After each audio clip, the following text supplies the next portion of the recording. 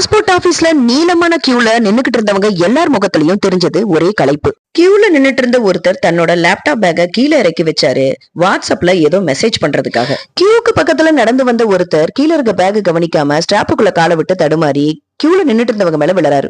வரிசையில நின்னுட்டு இருந்தவங்க ஒருத்தர் மேல ஒருத்தர் முன்னாடி போய் முட்டிக்கிறாங்க. கியூல ஃபர்ஸ்ட் நின்னுட்டு இருந்தவர் கவுண்டர்ல போய் இடிச்சுக்கிறாரு. திரும்பி தனக்கு பின்னாடி நின்னுட்டு இருந்த வாலிபனை தகாத வார்த்தைகளால திட்ட ஆரம்பிச்சாரு.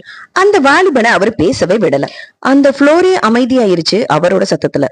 திட்டி முடிச்சதுக்கு அப்புறம் தான் அவரு காதுல ஒரு பேச்சு சத்தம் கேட்டுச்சு. பேகுனால தடுமாறி கியூ மேல விழுந்தவர் ஒரு அம்மா கிட்ட மன்னிச்சிருங்கம்மா மன்னிச்சிருங்கம்மான்னு சொல்லிட்டு இருந்தாரு. அதுக்கு அந்த அம்மா, நீ என்னப்பா என் மேல வேணும்னா விழுந்த? பொது இடத்துல எதிர்பார்க்காத நேரத்துல நம்மளையும் அறியாதபடி ஏதாவது நடக்கிறது தான், அதுக்கு போய் மன்னிப்பெல்லாம் கேட்டுக்கிட்ட விடுப்பா.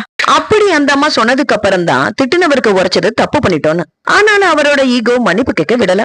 அவரோட அந்த ஈகோவுக்கு வாழ்நாள் 2 நிமிஷத்துல முடிஞ்சு போச்சு. மன்னிப்பு கேட்டாரு, அவரோட மனசும் லேசாயிடுச்சு.